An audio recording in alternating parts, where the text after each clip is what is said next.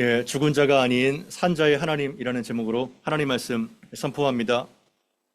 우리가 지난주에 바리새인과 헤롯 당원들이 결탁해서 가이사의 것은 가이사에게, 하나님의 것은 하나님에게 이렇게 예수께서 질문한 대답하신 것을 말씀드렸죠.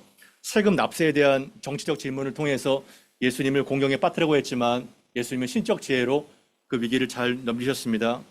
오늘 본문은 바로 그날에 사두개인들이 종교적 질문을 통해서 예수님을 올무에 빠뜨리려고 하는 또한 시도가 계속 이어지게 됩니다. 우리 23절, 24절 같이 한번 읽어보겠습니다. 시작.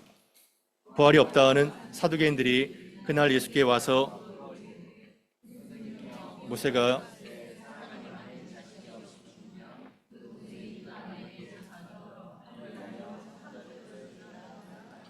아멘. 그러니까 계속해서 예수님을 인정하지 않고 그 권위에 도전을 하고 있는데요. 바리새인들과 헤롯 당원들이 납작 이제 엎드러지게 되자 바로 연이어서 사두개인들이 이제 예수님을 시험에 빠뜨리려고 당혹한 질문을 던지는데요. 그들이 부활이 없다고 주장하는 사두개인들이라고 소개를 하고 있습니다. 도대체 사두개인들이 어떠한 사람들일까요? 예수님 당시 유대 사회에서 이 바리새파와 함께 가장 영향력이 있었던 종교와 정치 집단에 소속된 그들이 바로 사두개파입니다. 이들의 유래는 솔로몬 시대의 대제사장이었던 사독의 후예들이죠. 그래서 사두개파라고 명명되는데요. 제사장 가문과 부유한 귀족층으로 이루어진 성정 중심의 권력을 장악하고 있었던 그런 핵심 권력 집단입니다. 이들은 특이하게도 모세 오경만을 정경으로 인정했습니다. 나머지 시가서라든가 선지서는 인정하지 않았어요. 매우 정치적이고 현실적이고 이성주의자들이었습니다. 이성적으로 납득이 안 가는 것들은 그들은 배척했던 것입니다. 그래서 죽은 자의 부활, 영혼의 불멸, 내세, 천사, 천국, 지옥, 이러한 모든 영적 세계를 아예 믿지 않았습니다. 그리고 부활과 심판과 영적 가치를 하나도 중시 여기지 않았죠.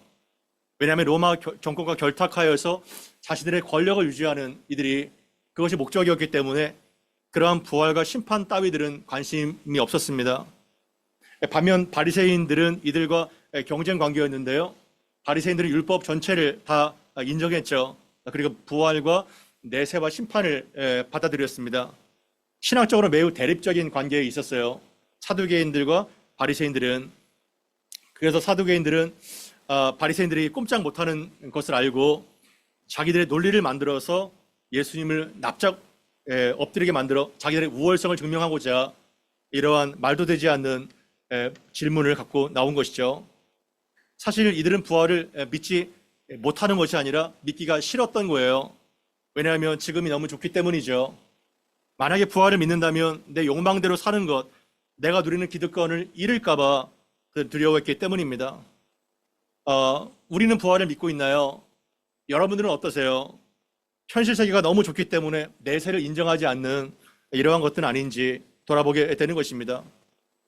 그러한 상황 속에서 그들이 끄집어낸 질문이 뭐냐면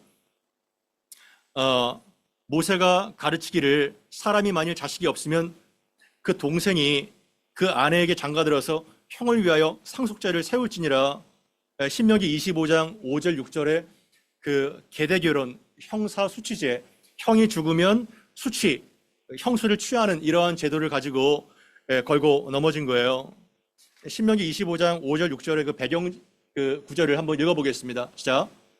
형제들을 사는데 그중 하나가 죽고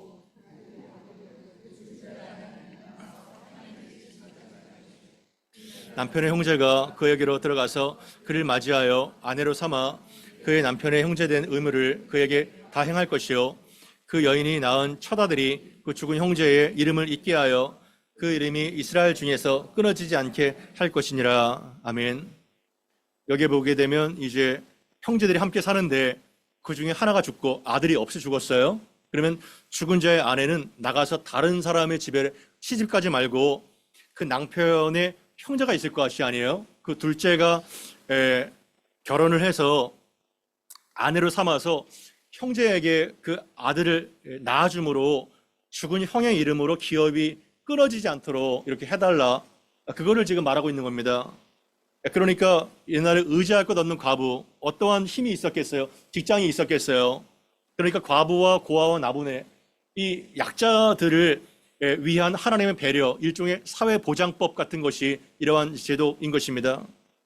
그래서 그 야곱의 그 넷째 아들 유다가 사실은 그 엘이 다말과 결혼하지 않습니까?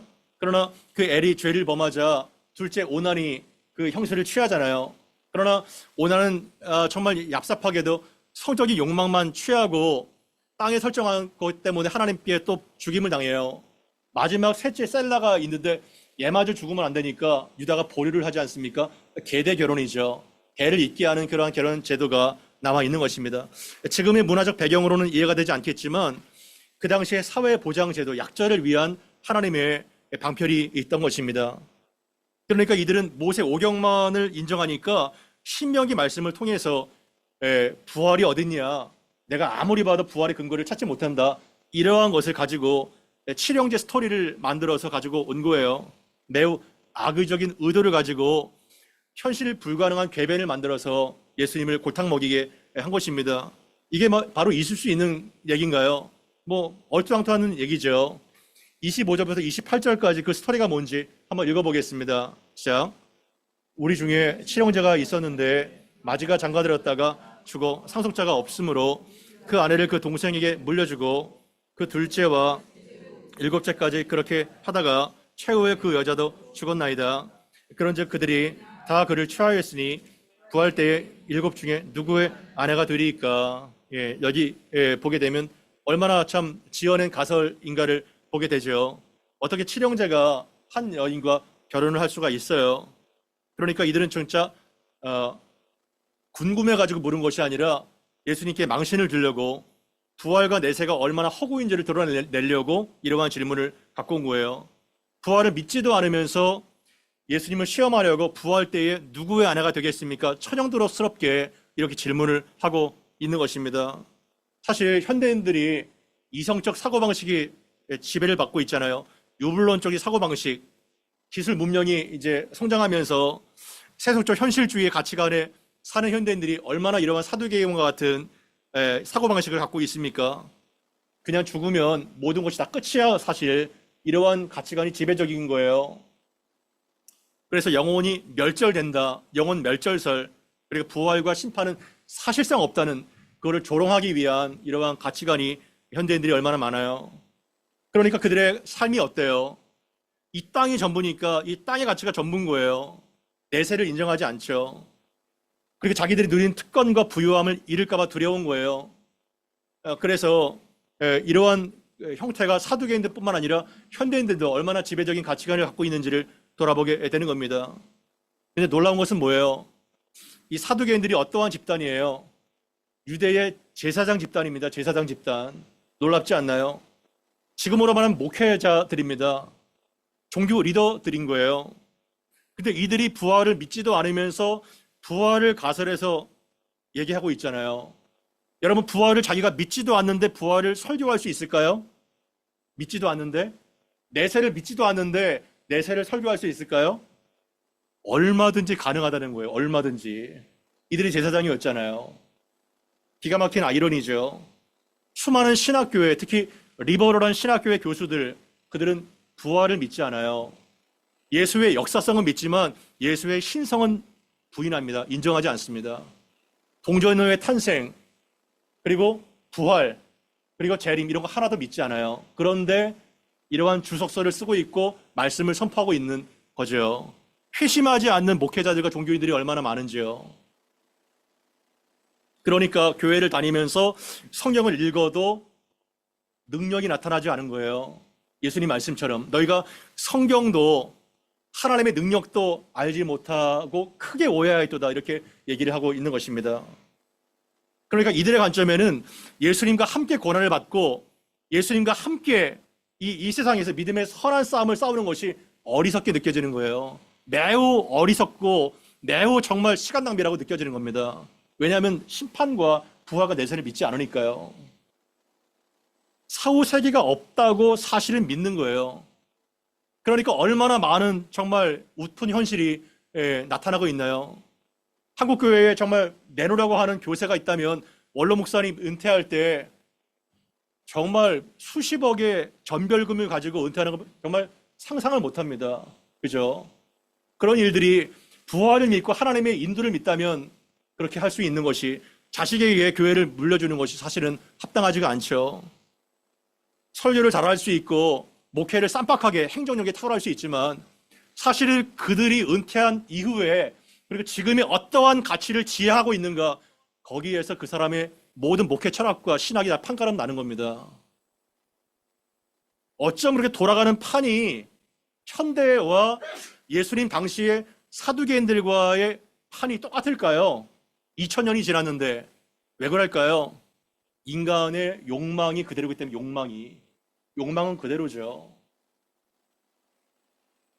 그러니까 그들이 붙든 것은 진리가 아니라 자기의 논리였고 하늘이 아니라 땅의 가치를 붙들은 거예요. 그러니까 인정하지 않죠.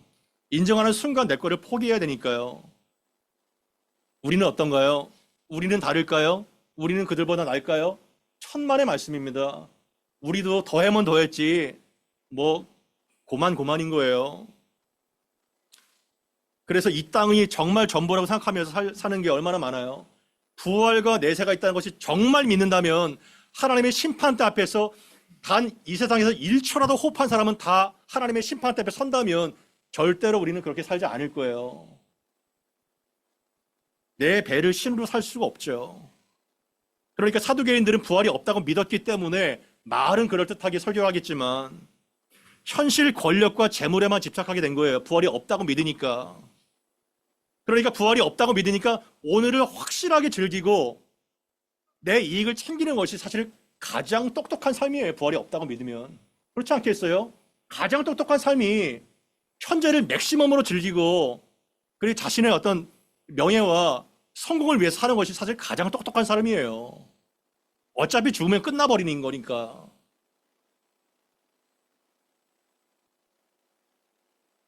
그러나 고린도전서 15장 19절에서 20절을 보게 되면 제가 읽어드리겠습니다. 만일 그리스도 안에서 우리가 바라는 것이 다만 이 세상의 삶뿐이라면 모든 사람 가운데서 우리가 더욱 불쌍한 자이리라. 가장 불쌍한 자이라. 그렇잖아요. 부활이 없고 정말 이 모든 것들이 다 거짓이라면 그리스도만큼 가장 멍청하고 가장 불쌍한 사람이 어디 있겠어요?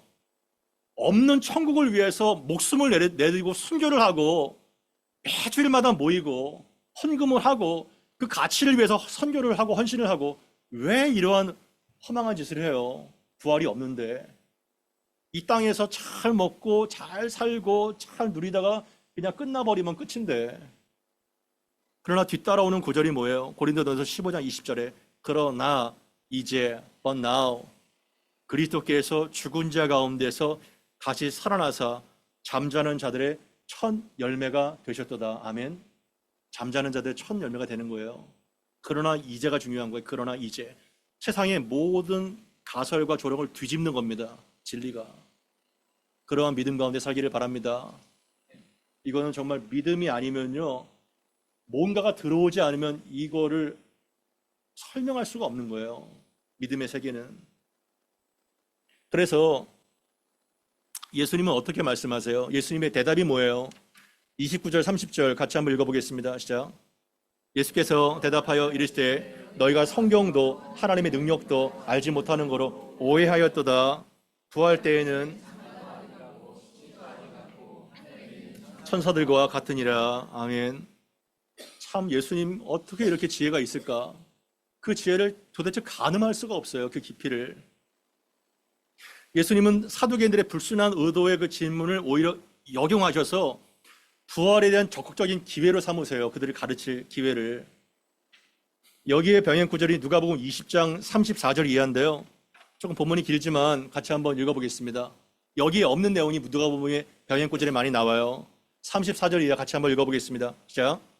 예수께서 이르시되 자네들은 장가도 가고 시집도 가되 저 세상과 및 죽은 자 가운데서 부활함을 얻기에 합당히 여김을 받은 자들은 장가가고 시집가는 일이 없으며 그들은 다시 죽을 수도 없나니 이는 천사와 동등이요 부활의 자녀로서 하나님의 자녀임이라.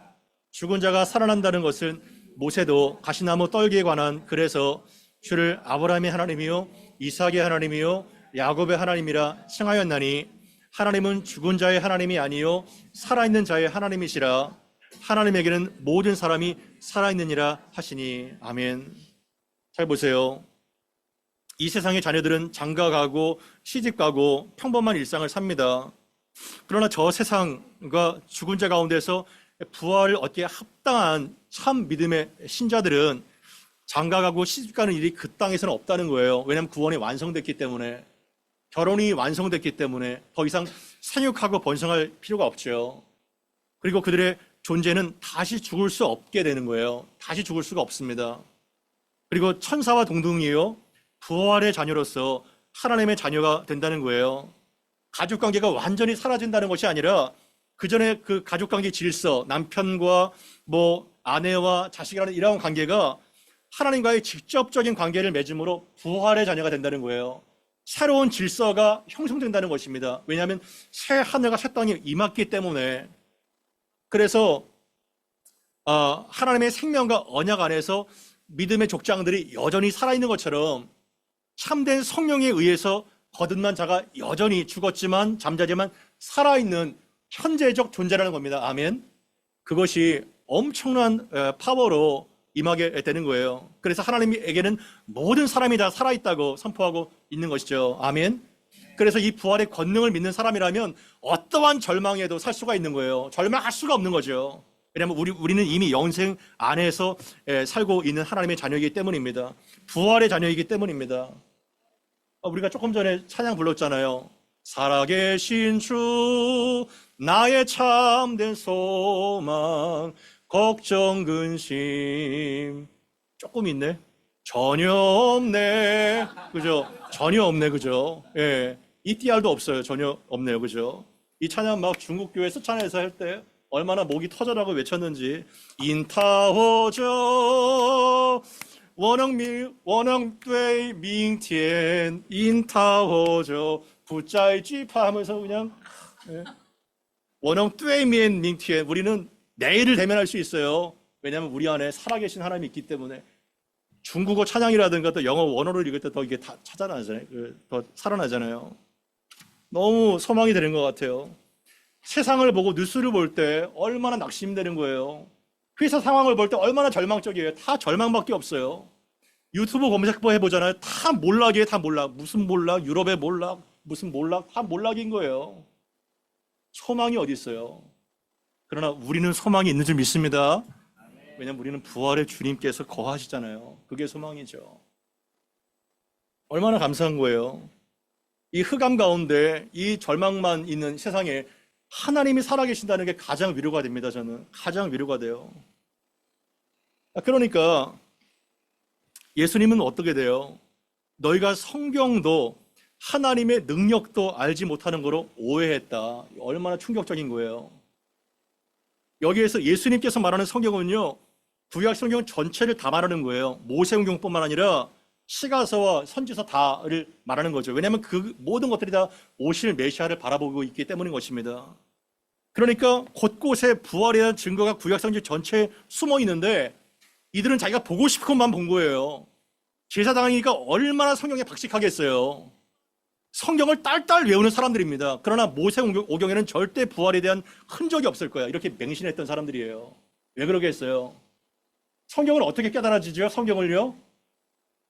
성경은 어떠한 지적 호기심에 의해서, 이성에 의해서 머리 좋은 거랑요 아무 상관이 없어요. 아무 상관이.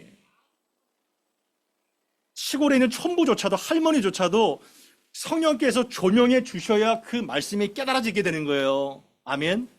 그렇게 깨달아지게 되는 거예요.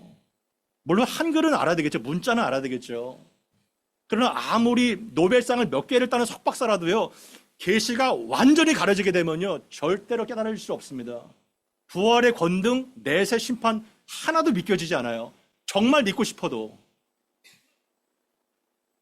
그래서 성경에 대해서 오해하니까 뭐에 또 오해가 돼요? 당연히 하나님의 능력에 대해서 오해가 되죠. 여기가 안 풀리니까, 여기가 막히니까 하나님의 능력이 어디 있어요, 그 사람들한테는. 자기 힘이, 자기 지혜가 능력이지. 그러니까 죽은 자를 살리시고 없는 것을 있는 것처럼 부르시는 그 하나님의 능력을 맛보지 못하는 거예요. 하나님을 내 이성의 한계 안에 가둬놓는 거예요. 내 지적 그 테두리 안에 가둬놓는 거예요. 그러니까 편협한 내 지식이 하나님을 제한하게 되는 거죠. 우리는 어때요? 우리의 알량한 지식, 우리의 논리와 신앙 경험, 이것으로 하나님을 재단하지 않습니까? 너희가 크게 오해하였도다. 이러한 책망을 우리가 얼마나 많이 받게 될까요? 특히 신앙의 연수가 수십 년이 되고 모태신앙이고 제법 성경 꽤나 안다는 사람들이 더 하나님의 능력을 제한하고 변화되기가 어려워요. 왜냐하면 전제가 있기 때문에. 하나님이 이럴 거야. 기독교는 이래. 내가 얼마나 알아. 뻔해, 그 결말이. 설교도 뭐 이렇게 오프닝 했다가 이렇게 됐다가 이렇게 결론 날 거야. 본문만 읽으면 뻔한 사람이 있잖아요. 어설픈 지식이 이 천국을 방해하게 되는 거예요. 어설픈 지식이. 차라리 전혀 복음을 듣지 못한 이러한 생짜배기 신자가 얼마나 가능성이 있어요. 전혀 복음을 듣지 못한. 그 사람들은 최소한 선입관은 없거든요. 그래서 정말 초신자들, 청년들, 정말 이들이 오는 게 얼마나 중요해요. 왜냐하면 새신자들이 계속 오는 게 목회자에게 얼마나 큰 보람이, 목자들에게 얼마나 큰 보람이 주는지 몰라요. 왜냐하면 그들의 변화, 그들의 정말 호기심, 이것들이 그냥 이렇게 흡입력 있게 이미 다 아는 사람은요, 정말 회칠한 무덤 같아요. 뻔해, 다 알아. 내가 다 알아. 몇십 년 동안 해봤어. 얼마나 그게 사두개인들이에요. 바리새인들이잖아요. 변화가 되지 않습니다. 다 안다고 생각하니까. 그러나 하나님의 능력은 죽은 자만 부활시키는 것이 아니라 부활 이후의 삶을 새롭게 하시는 것입니다. 여기에 결혼 문제를 가지고 나오니까 예수께서 너희들이 정말 오해한 게, 잘 들어봐. 부활 때는 장가도 안 가고 시집도 안 가고 그런 모든 결혼 제도가 새롭게 재편돼. 그리고 하늘에 있는 천사들과 같이 되는 거야. 이렇게 얘기를 하고 있잖아요. 한 가지 질문할게요. 부활 이후에 하나님 나라 갈 때에 서로 남편과 아내가 서로를 알아볼 수 있을까요? 어때요? 알아볼 수 있을까요? 질문을 다시 바꿉니다. 서로 보고 싶으세요? 남편과 아내가? 예, 대답하지 마세요. 또 오늘 싸움 나니까 또 차 안에서. 예. 그러니까 이러한 질문이 있는 거예요. 과연 부활 이후에는 어떻게 될까?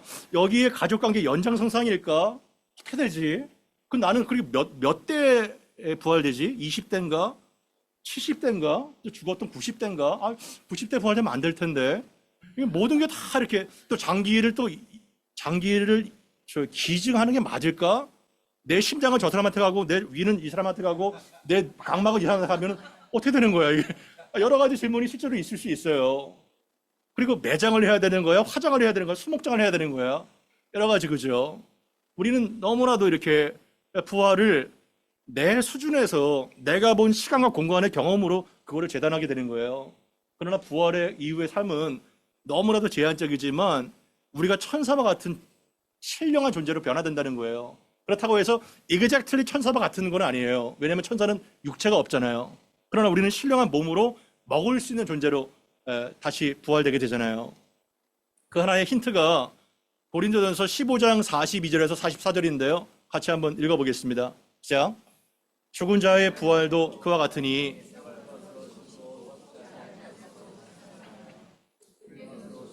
영광스러운 것으로 다시 살아나며 약한 것으로 심고 강한 것으로 다시 살아나며 육의 몸으로 심고 신령한 몸으로 다시 살아나니 육의 몸이 있은즉 또 영의 몸도 있느니라. 아멘. 참 기가 막히잖아요. 사도 바울의 계시를 통해서 죽은 자의 부활이 어떠한 건가를 씨를 심는 그 식물을 통해서 보여주고 되는 거예요. 지금 참 얼마나 봄에 향기가 물씬 납니까? 한국 갔더니 개나리가 있더라고 아직까지. 민통선 안에 그 강화도 안에까지 가서 노예 목사님들이랑 교제를 나눴는데요. 아직도 벚꽃과 이렇게 목련이 피어 있더라고요. 그 죽은 것 같잖아요. 겨울만 되면. 그런데 다시 봄이 되면은 참 눈부신 그러한 벚꽃과 아름다운 목련과 개나리가 활짝 피잖아요. 씨를 심잖아요. 그러나 그 씨 속에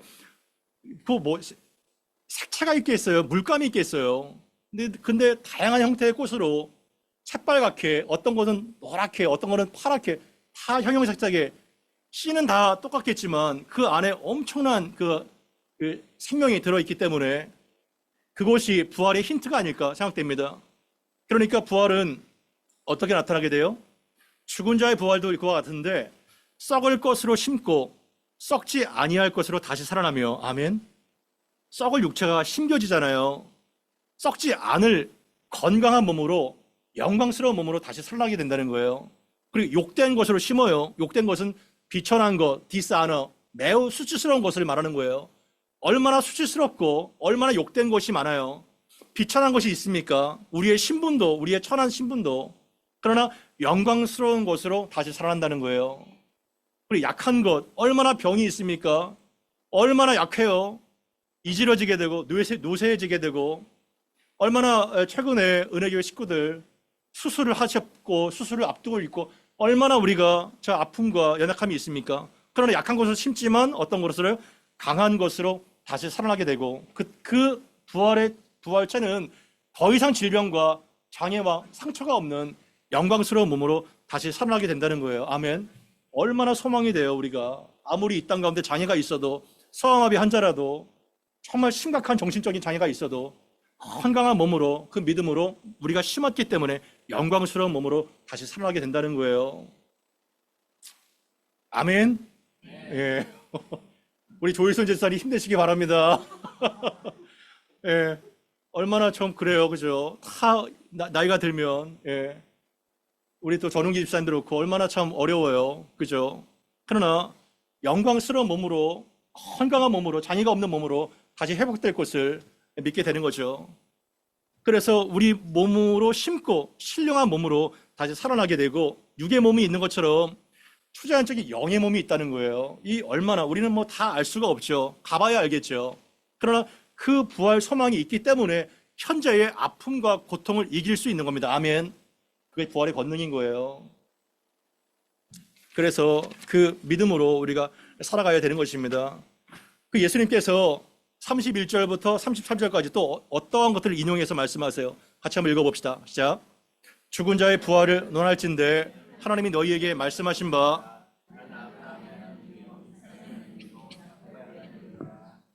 읽어보지 못하였느냐?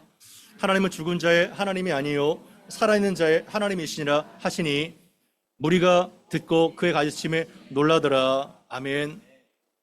죽은 자의 부활을 너희가 논할진대 너희는 그 출애굽기 말씀을 알아보지도 못하느냐? 왜 출애굽기 말씀을 인용하셨을까요? 그들은 모세 오경만 인정하니까, 모세 오경을 아무리 샅샅이 뒤져봐도 부활에 대한 그러한 근거를 찾지 못하니까 자신감 있게 디민 거 아니에요. 그런데 예수님은 어떤 분이세요? 율법의 창시자가 아닙니까?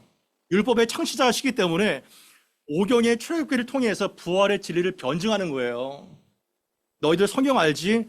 너희들이 그렇게 원했던 그 오경, 내가 그거를 가져와서 설명해 줄게.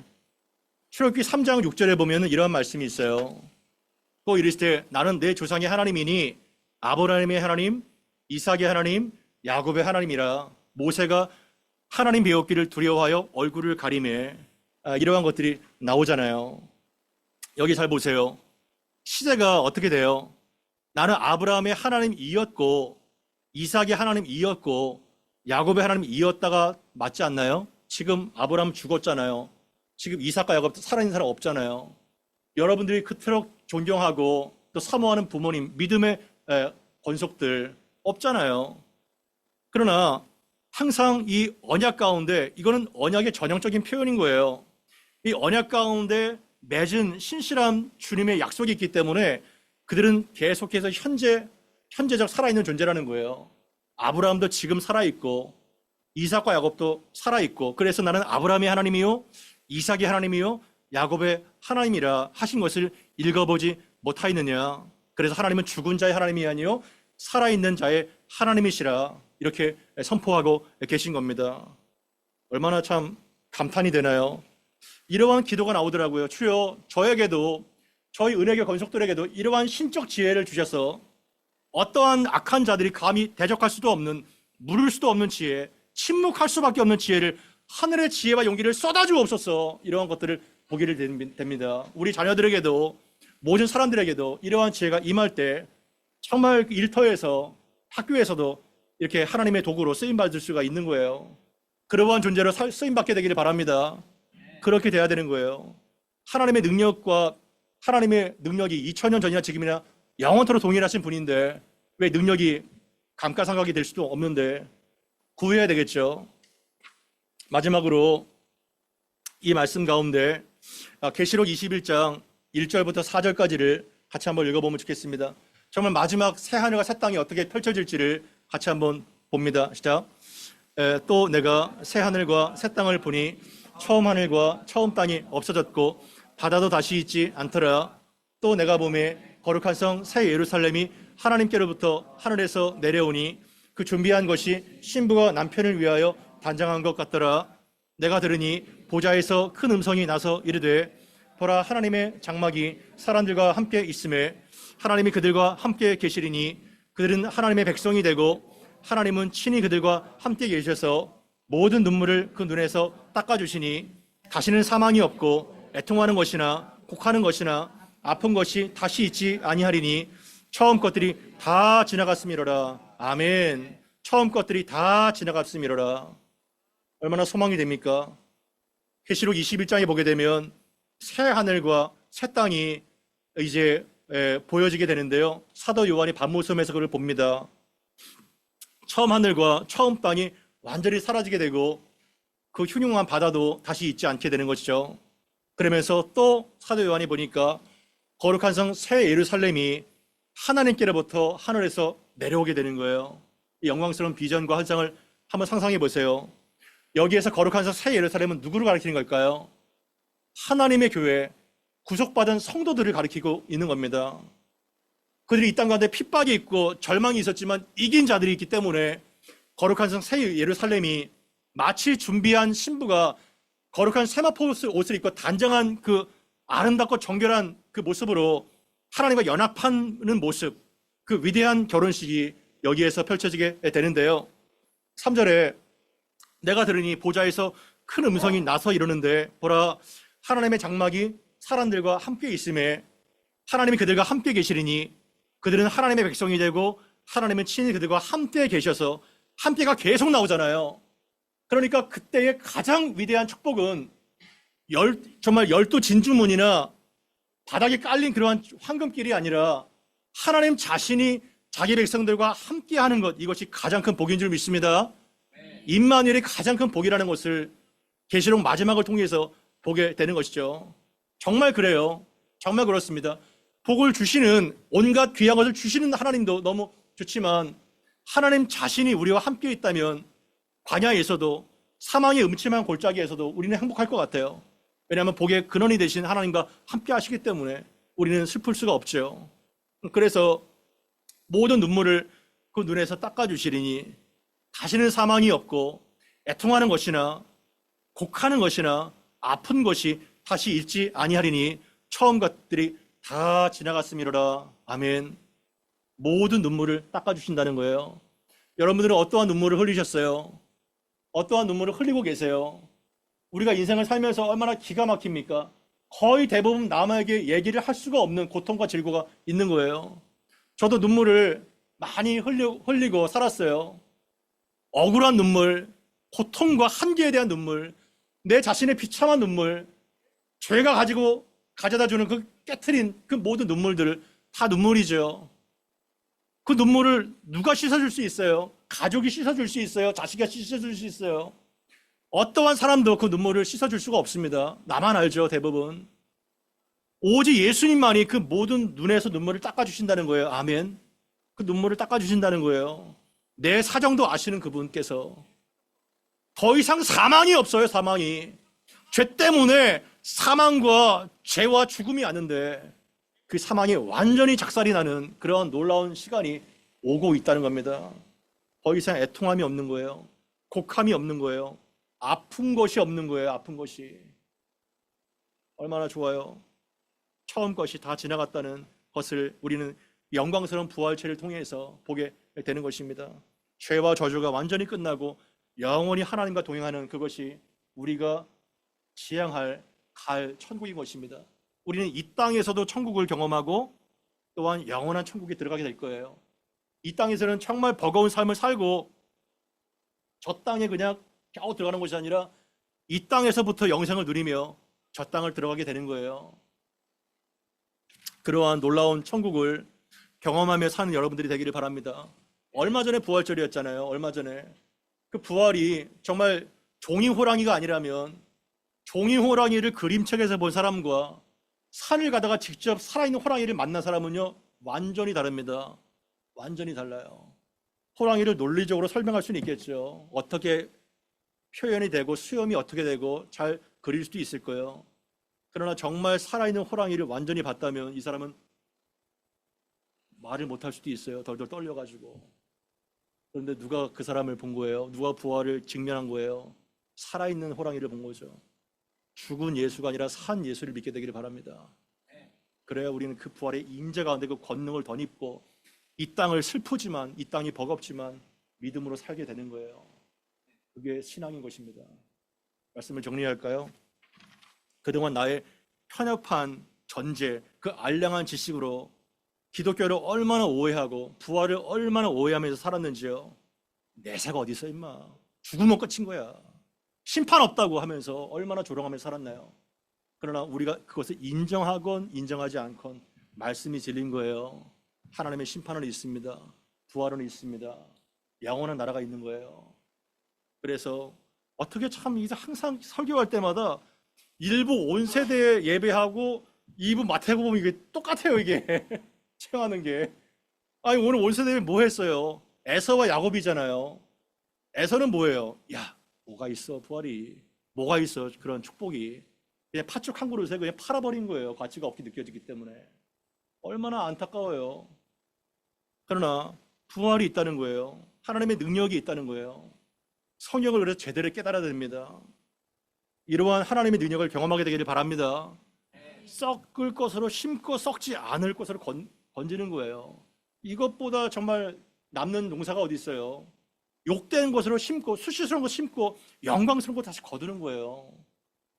그래서 하나님이 죽은 자의 하나님이 아니라 살아있는 자의 하나님, 그리고 이 땅에서부터 우리는 천국을 누리다가 영원한 천국으로 들어가는 것을 소망하면서 우리가 믿음으로 승리하는 부활의 자녀로 사는 여러분들 되기를 바랍니다. 우리가 함께 합심하여 기도하고 마치겠습니다. 기도하겠습니다.